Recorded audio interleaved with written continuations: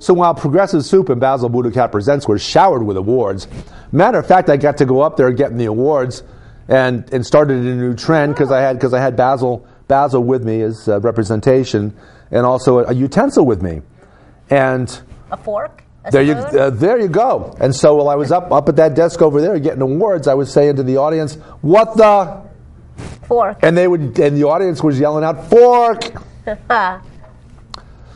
You know, David, I just have to say that blue really brings out the blue in your eyes. I didn't know they were blue.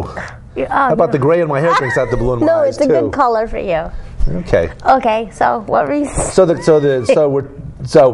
we're talking about the awards and talking about how Mike Toohey, great show, won the most new episodes because Mike's in here every week doing a couple of shows, and he's just he used to be kind of I thought of his show as being kind of a conspiratorial kind of show, right? But no, he's there doing talking about issues and taking a very unbiased point of view on things and very libertarian liberal kind of point of view on things, and the show's great. He's been on our show a couple times. Been on our show and talking about his shows, and he's a good interview too. That's right. Although people in the audience keep calling in and saying, "What do you got Lucifer up there on the stage with you for?" Because Mike has this little tiny, this little goatee, and he's got really short cropped hair and heavy dark eyebrows. Yeah. And a very thin face. Right.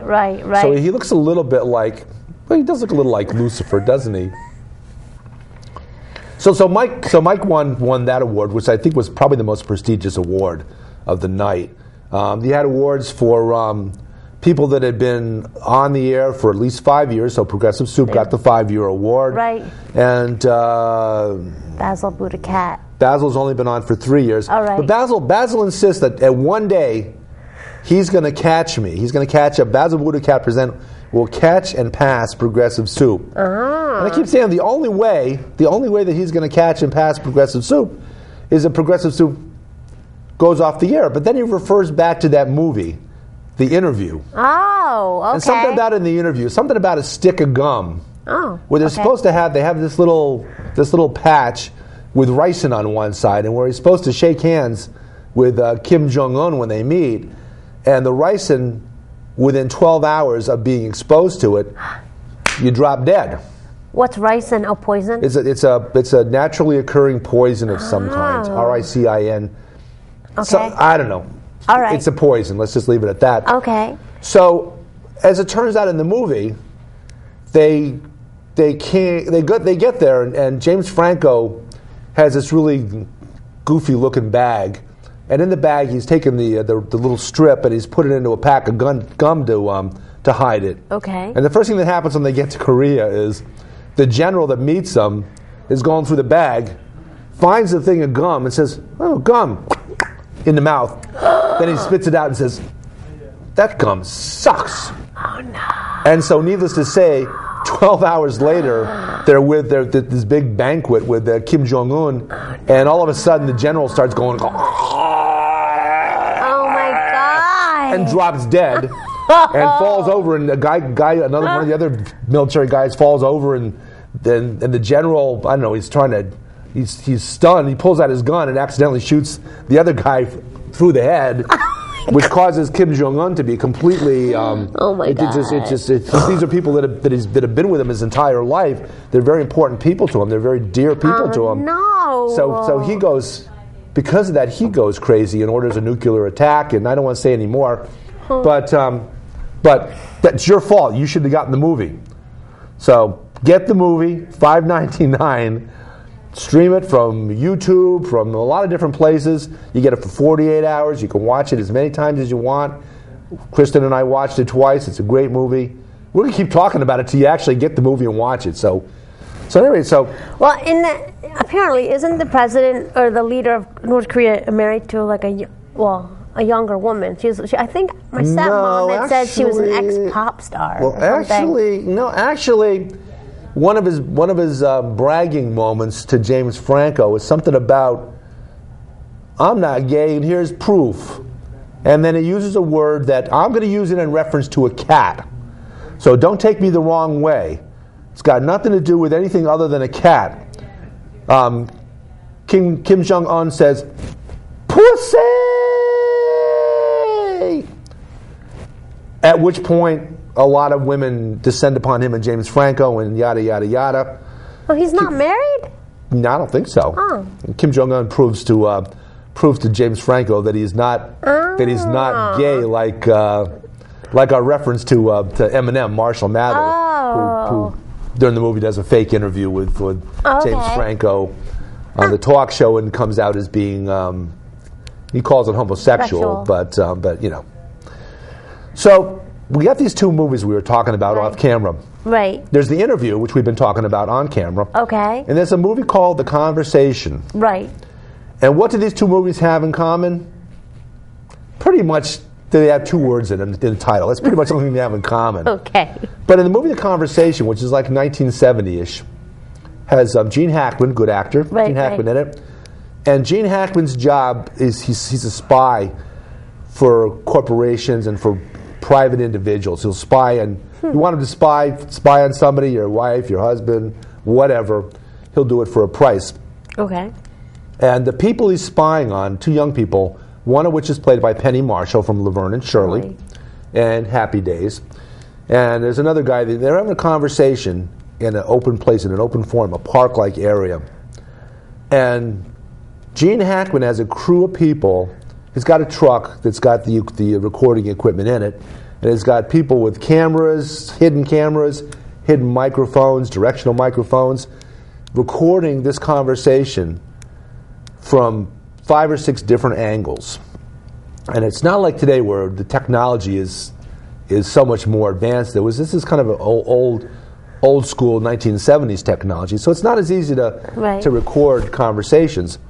But he's recording their conversation, sending it back to this remote vehicle where they're sifting through it and trying to get the entire conversation out of it, out of all these different recordings. Oh, interesting. Well, during the movie, Gene Hackman begins to feel sorry for this young couple because apparently the people that are having him record them are going to kill the young couple because whatever they're doing, the person that's paying him doesn't like, and they're going to kill him. Oh. So Hackman starts to think about destroying the recordings and not handing them over to this person who's apparently already paid him a lot of money for these recordings. And then he goes back to his apartment and he plays his sax because in the movie that's his release. That's what he does to let off steam. He plays his saxophone, and he realizes that his apartment is bugged, and he doesn't know how it's bugged now. This guy is a whiz at bugging things. He's everybody's idol when it comes to being able to record stuff and spy on people. But somebody's spying on him in his apartment with recording devices, and he has no idea where in the world in his apartment those recording devices are. So he starts tearing his apartment apart. He starts ripping apart the cushions on his couch. He starts pulling up the floorboards from his apartment. He starts pulling up ripping the carpet up, ripping the floorboards up, trying to figure out where this recording device is that he knows is there. How does he know it's there? Because the guy calls him up and says, "Oh, you're thinking about not giving me the recording you made? Well, guess what, buddy? I'm recording you, and you're in trouble. And I got your number, so you better hand it over, or you're going to be dead." So, so how does that segue with the conversation with the interview? It doesn't really. Well, what made you think about it? Because both of them have 2 words in it. Ah, okay. Both of them have "the" in it. Doesn't that count for something? Well, what's the difference between a conversation and an interview?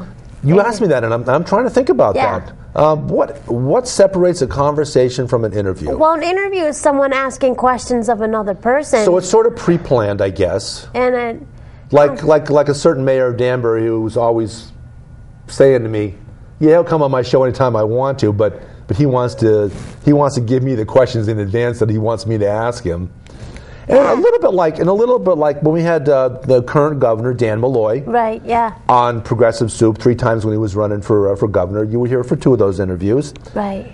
And, well, somebody that's going to be interviewed is pretty well versed on the issues. You're right, yeah. But it did seem like he intuitively knew the answers. He had a pretty good idea what questions we were going to ask. He didn't have to tell us what to ask. He didn't.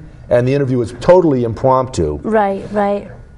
But he had very clear answers arranged and in his mind to give us for all the questions we asked. Except for the part about your uncle in Stanford. Because Emily's got an uncle in Stanford. Yeah. Where Dan Malloy was the mayor of Stanford for I think 12 years. And apparently Emily's uncle, not a big fan of Dan Malloy. So that sort of threw him for a little bit of a loop when we mentioned that to him, and then he talked at length about that, and I think he knew your uncle, because your uncle probably wrote him a lot of letters and stuff and complained a lot about stuff. Well, because my dad and my parents are both from Stanford, so they probably grew up at the same time. You know, and exactly. They're both older than Malloy. Oh, how old is Malloy? I'm going to say 60?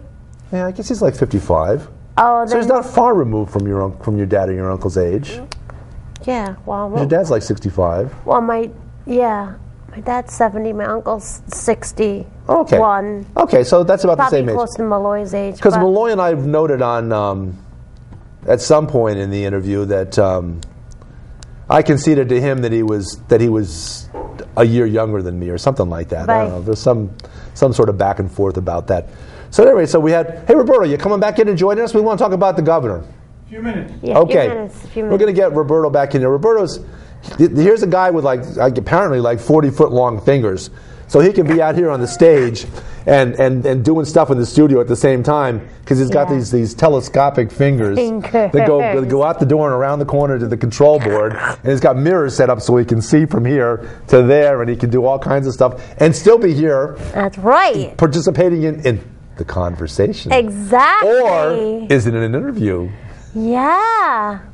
So no, I think with the interview, someone's asking questions and someone's answering. Yeah. It's not necessarily, but whereas if you interview someone, a person, I could ask you a question, you can answer it, and then it could just die. You know what I mean? Rather than follow-up questions? Yeah, rather than a conversation, kind of, we bounce back and off exactly. There's exactly the difference. You're right. A conversation is more impromptu.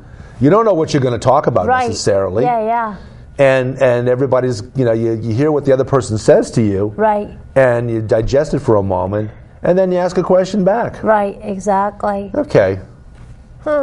So back to 2014, which is, I guess, what we're here for, is to talk about what happened in 2014. So we talked about, on the first show, on Wednesday night show, last night's show. Right. We talked about Lady Gaga and Tony Bennett. They're going to play at the Oakdale Theater. And she wants June 29th. And she would like somebody to spring for her. That's right. And we talked about Elton John, who I saw with Kristen at the Barclays Center on the Christmas Eve. That's right.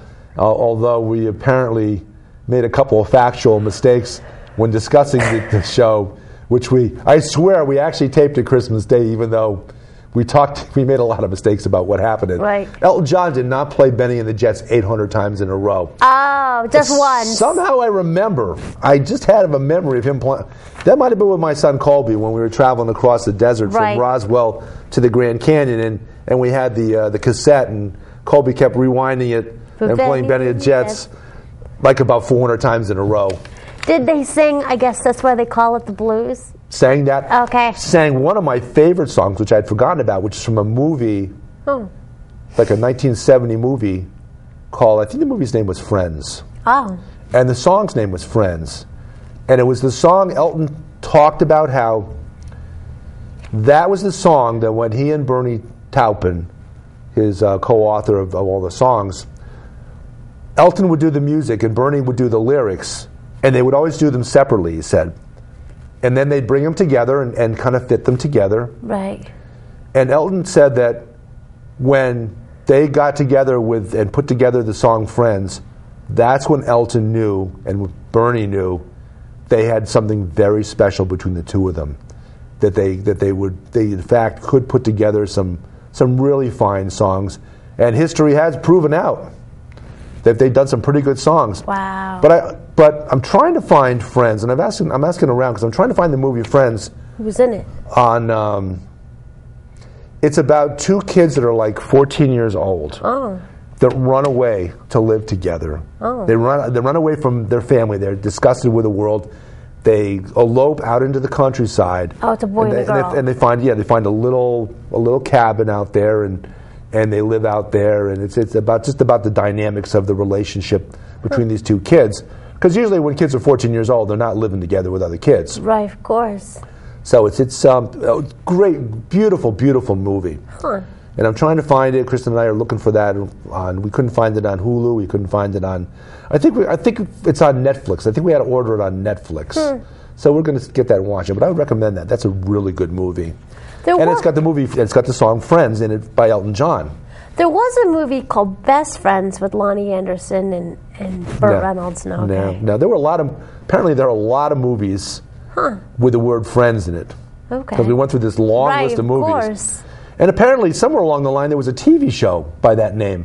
And I don't remember much about that TV show, but is there a TV show named Friends? Yeah, there was. So this couple... Some with a lot of clapping in the song? Did they... I'll be like there that. For you. Did they survive? This couple? This 14-year-old couple? I don't remember. I think eventually both of them ended up going back to their parents. Oh, okay. Yeah. I think. Must be hard to survive. But I saw it come on, I saw it like... 40 years ago. 43 years ago. All I remember is I liked the movie and I want to see it again. Yeah. Huh. Cool. So we did on the first show, on last night's show, Wednesday night's show. It's Thursday, noon 30. That's right. Believe it or not. Yeah. We talked about the airline crashes, the 3 Malaysian airline crashes. We talked about a little bit of elections, yeah. We talked about the Comcast Awards, where Progressive Soup got 2 awards. We got a 5-year award, and the second or third most new shows, most original shows. And our good friend Mike Toohey got the award for the most original new shows. But a couple of important omissions. One of which was our friend who we lovingly refer to as Salty Mouth. Rich Frascone, and I was kind of disappointed that Rich didn't get some sort of award. Roberto. Hey, Roberto, come on in. Thanks for joining us. Good. You know about the Salty Mouth show. Who's Telling the Truth? I've heard it. Yeah. Okay. Well, I was trying to figure out, and I don't know if he was disappointed in not getting any kind of recognition, but I was really disappointed for him. Because Who's Telling the Truth is a really good show. It's an hour show that he almost always does live, and he adds in some film clips and talks very about. Intense about it. Oh, extremely intense. A big passion. And occasionally he gets a little loose with his canon. Well, he was on our show with Dan Carter. He was, and they went at it pretty well. My God. Yeah, about global warming or solar panels or something. That's a big topic for him. Rich was a little rough on Dan, but Dan should know more about it. Dan should not take the position that there's 2 sides to every story kind of position. Where no, there's not 2 sides to the story. There's the right side and there's the wrong side. Wow. And it's very clear that the climate is changing dramatically. The climate is changing dramatically, and there's no refuting that. And every decade is warmer. The Earth is warmer. There are occasional years where it's not. Right. But if you go decade by decade for the last 100 years, every decade, Earth is warmer than the previous decade. Every single decade for 100 years now. So, and there are many countries around the world that are at risk of flooding and disappearing, basically. And like things like tornadoes. Yeah. Things like tornadoes. And now, I remember when you hear about a tornado occasionally in Oklahoma or Kansas in the flatlands of the Midwest. Yeah. Tornado Alley. Have you ever seen? Yeah, but now there's dual tornadoes. Really? Two. Hold on. Two at one time. It was. Sorry, Basil. We'd already talked about your show. We're not talking anymore about it. Bye. How's that for impromptu? That takes care of me. How's that for impromptu? Dual tornadoes? No, I haven't heard about these. It was on the internet. Obviously. Do they have like swords and stuff? Do they fight each other? I don't know, but there were a lot of people who were running for the hills. Yeah, I was at the. That's an amazing. Out of the frying pan and into the fire. Yeah, out of the tornado. Out of the tornado and into the tornado. Well, I was at the Science Center in near the Connecticut Convention Center in Hartford. Oh yeah. And they show these little movies, and one of them was about Tornado Alley or whatever it's called, and there are these people, these storm chasers, who actually go in the eye of the tornado. That an exciting job? Wouldn't you like to do that? No, I think they're crazy.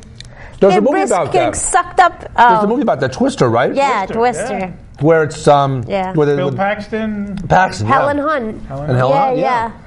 And they let these things go. They dump out these things. Well, these little silver balls go up in the tornado. Yeah. And they can measure it. Take measurements of pressure and temperature and all that stuff. They're crazy. So they learn about tornadoes that way. And the competitive nature of another team. Yeah. Who's trying to do the same thing, and how the hubris of that one team cost them some of their members. Yeah. Yeah. I would have to. It's kind of real life too. I'm sure it happens. Yeah, there's a lot of people out there that are doing that, and it does sound like a little bit intriguing to get out there. Although, as you say, it's a little frightening too. Yeah. Well, now you were talking about the Malaysia flights and the other flights. Are you afraid to fly right now? No. You wouldn't hesitate at all to get on. I don't worry about it. Okay. Although I do know on this third one where they had these thunderstorms where apparently they asked for and were given clearance to take the plane a few thousand feet higher to a different altitude to get above the storm. I was in a flight out of I don't know whether it's Orly Airport or Charles de Gaulle Airport, one of them in Paris.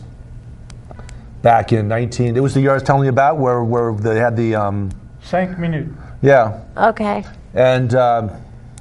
And I remember the plane took off, and it was heavy rain, heavy downpour. Wow. And the plane took off and started to rise, and all of a sudden, it felt like the plane dropped. Literally, like 100 feet instantaneously. And everybody kind of got thrown out of their seats a little bit. They had their seatbelts on, but everybody got a pretty bad. That's my worst nightmare. Shaken up. And that apparently is what they call. What do they call that? Turbulence? No, there's the thing they call that where a plane will drop suddenly. The elevator effect? Something like that. Shear? Well, there you go, wind shear. And they had not. Good on you. They had not coined the term wind shear yet. Oh. They haven't. But you know what? That's exactly what 60s. happened. That's exactly what it was. It was a wind shear, and the plane dropped suddenly. Wow. Thankfully, it didn't crash. My God. Otherwise, you wouldn't be here right now. Otherwise, I'd have to have my. But a big cat would be. Otherwise, I'd have to have the cat here doing the show for me. And Basil, you're no good without me. You need me as your interpreter because I speak your language. That's right. We hope they recover the black boxes, so we'll know definitely. Well, they got like 40 or 50 bodies out, and they got a lot of the plane out because it was in shallow water. So they'll find out, anything they need to find out about that, and it's probably they just didn't climb high enough, fast enough, or something. It was just, stuff happens. I mean, you get on a ship that's unsinkable, and look what happens. Right, exactly. So it's no guarantees. And even hanging out on the bow of the ship and saying you're the king of the world doesn't mean you're going to make it to the other side. I know. Yeah. No, but you would think with all the technology we have today, it's just funny that people are just disappearing and airplanes are just disappearing, and we think we're invincible, but Yeah, there's no guarantees. No, we are not invincible. Nature always seems to have the upper hand. It's true. Superman is the only. And as our friend Rich Frascone says occasionally on his show, nature can reach out and bada bing, slap us. Okay, we got 2 to go. All right. Okay. Thanks, See you Roberto. next time. Ciao. Okay. Thank you. So, any resolutions for 2015? Yeah. David? I don't know what they are, but Well, I guess if I have one resolution is Kristen and I will finally get married officially. Oh, that's exciting. We've been together for 4 years, and we're both justices of the peace. Oh, so you can marry each other. We got the skills, we got the tools, we got the pieces of paper that says we can say, wow, I do. I now pronounce you husband and wife. And we've been on 2 honeymoons. Last 2013, we went on 2 honeymoons. Really? Where'd you go? We went. The second one was up to the Bay of Fundy. Where's the Bay of Fundy? Nova Scotia. Oh, okay. Where the low tide and high tide are like 37 feet difference. Wow. Like in one time, twice a day, the tide comes in and goes up 37 feet, and then it goes back down 37 feet. It's because the channel is like the bay it comes into is like a pyramid sort of. Okay. So when the water comes in, the water gets squeezed and it's got nowhere to go but up. Wow. And we also, speaking of movies, we were also at Cooperstown in New York for part of that tour, and we saw the Erie Canal. Wow. There is an Erie Canal, and we went diamond mining in Herkimer, New York. Herkimer Diamonds, the famous Herkimer Diamonds. I have one. You have one? I do. I got one. I used to do chair massage at these psychic fairs, and one of the women, she was a psychic, but she also sold Herkimer Diamonds. And she's like, I'll give you a Herkimer Diamond if you give me a massage. Oh, that's a good deal, because those are like at least $75 a diamond, at least. Wow, she gave me one for like 20. She was selling them for 20. Nice. Nice. You must have given her a really good massage. I guess so. Wow. She must have really liked that massage. I had no idea. Licensed massage therapist. That's right. So, yeah. Oh, cool. 2 honeymoons. Wow. And the other one was down to New Orleans, and then across to Florida, where I met her mother for the first time. Wow. And she met my brother Ed for the first time. And found out that I wasn't kidding when I said that my sister-in-law, Corazon, says things like, is that true? She's Filipino. Oh, okay. She's Filipino. Is that true? That's kind of how she talks. Oh. Well, I guess this year I'm going to just try to enjoy each moment and enjoy each moment and that's right, live in the moment and live each day. You said before off camera you leave yesterday that's right. behind. Live each day as if there's no yesterday or tomorrow, and just kind of go with the flow and not worry about the past or the future. And with that, we are running short of time. Progressive Soup, David Stevenson, Emily Volpintesta, co-host, and arrivederci.